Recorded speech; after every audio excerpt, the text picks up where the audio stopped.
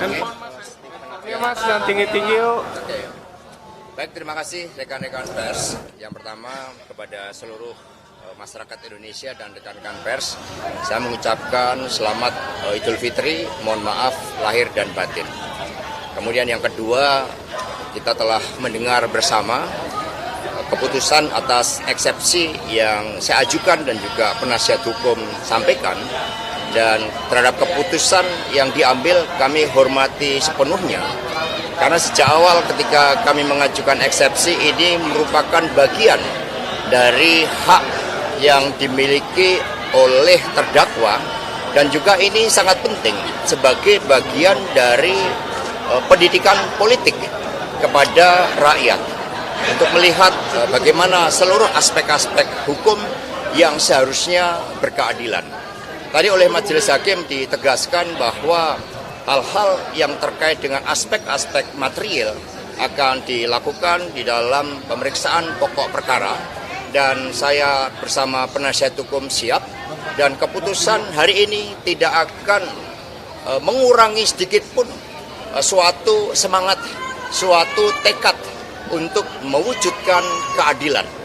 Karena Indonesia tanpa keadilan di dalam sistem hukum yang dibangun, sama saja juga tidak ada suatu penghormatan terhadap kemanusiaan. Membiarkan berbagai ketidakadilan yang terjadi sama saja dengan membunuh masa depan. Kami tetap berada pada keyakinan bahwa berbagai persoalan yang ditujukan kepada saya ini adalah suatu persoalan yang dipaksakan, suatu proses daur ulang, tetapi pemeriksaan pokok perkara itulah yang akan membuktikan. Kami mohon doa restunya. Terima kasih. Selanjutnya silakan pada penasihat hukum. Ya, teman-teman, dalam hal ini kami sudah sampaikan eksepsi kami, keberatan kami. Yang pertama adalah kasus ini sudah pernah disidangkan dan sudah ingkrah tahun 2020. Kami melihat ini adalah daur ulang. Yang kedua, perlu kita sampaikan bahwa uang yang dipakai itu dari Harun Masiku, itu sudah pernah dipersidangkan. Kemudian terkait dengan obstruction of justice, yang pertama handphone saudara Kusnadi itu ada di penyidik, disita tanggal 10 Juni.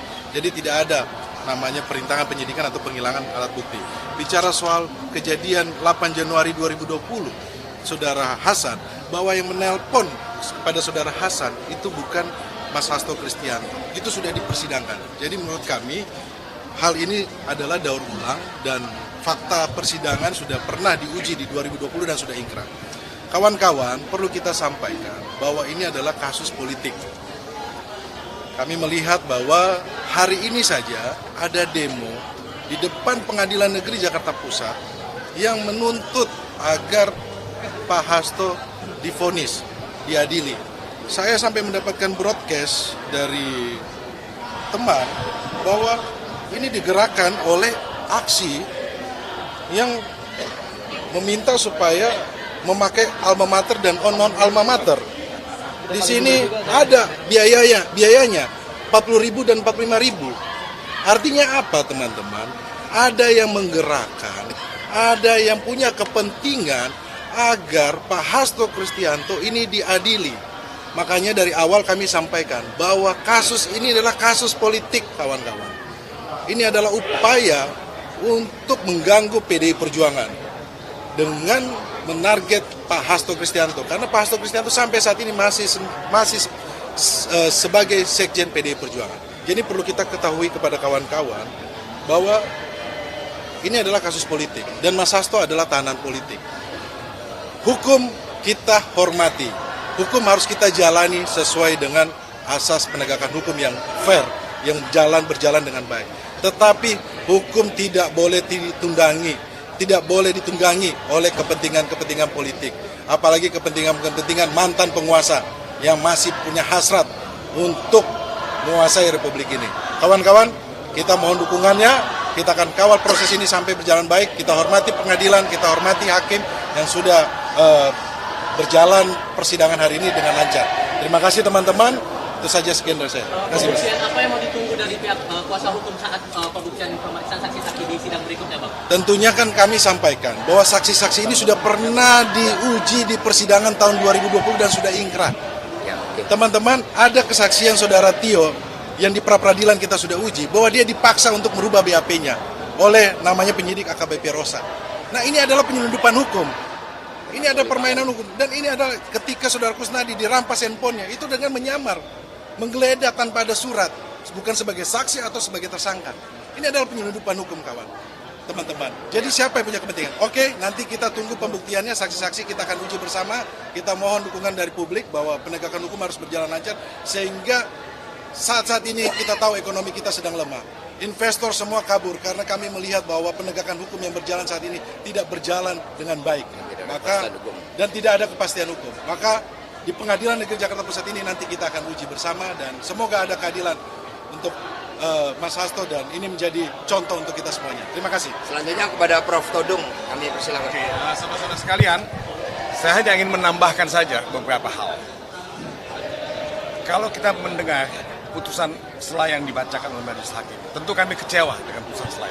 Kami mengharapkan bahwa eksepsi kami akan diterima, karena memang kasus ini tidak ada dasar hukumnya dan penuh dengan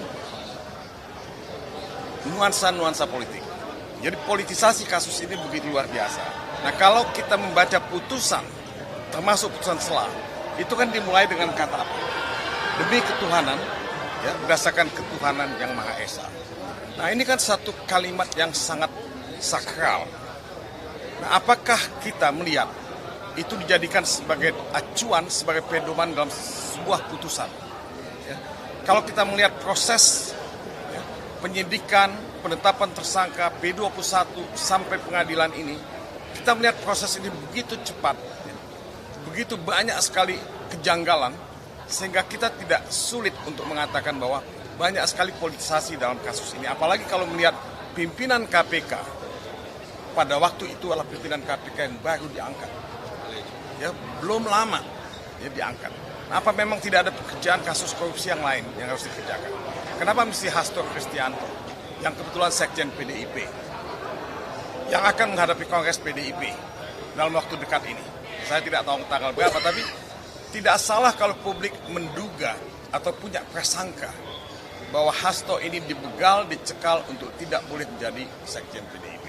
Saya harus mengatakan ini karena saya melihat bahwa proses hukum dalam kasus Hasto Kristianto ini sangat banyak ya, kejanggalan-kejanggalan akibat tekanan-tekanan politik yang ada.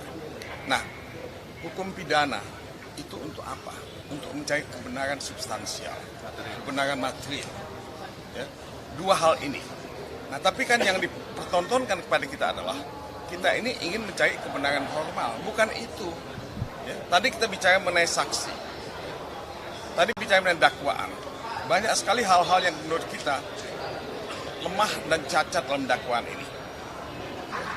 Kenapa? Karena memang politisasi. Jadi pikiran kita sebetulnya bukan mencari kebenaran dalam proses-proses semacam ini yang saya lihat dari proses persidangan. Mindset kita itu udah mindset punitif. Ngerti punitif? Mindset menghukum, bukan mindset mencari kebenaran material. Nah, inilah kelemahan dalam proses peradilan politik. Nah, karena ini proses peradilan politik, seharusnya pengadilan bersikap arif dan bijaksana, menerima eksepsi kami dan menyatakan bahwa tidak ada dasar, tidak ada alasan untuk meneruskan proses ini. Nah, ada satu prinsip lagi dalam hukum, disebut equality in arms. Equality in arms itu apa? Itu memberikan keadilan, fairness, justice kepada kedua belah pihak, baik penuntut umum maupun kuasa hukum. Nah, yang kita lihat penuntut umum yang punya waktu banyak sekali, termasuk memanggil saksi-saksi yang kebetulan orang KPK. Kita ini tidak dapat, kita ada deprivasi hak untuk menghadirkan saksi-saksi yang meringankan kita. Nah, ini tidak fair, ini tidak fair sama sekali.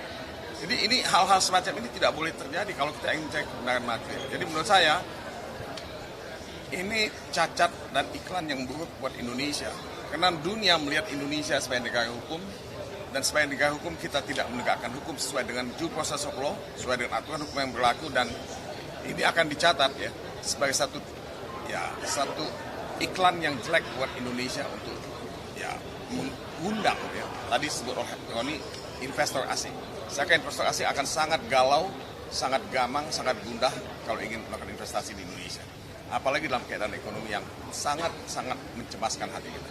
Mungkin itu ya. Terima kasih. Baik, terima kasih. Semangat.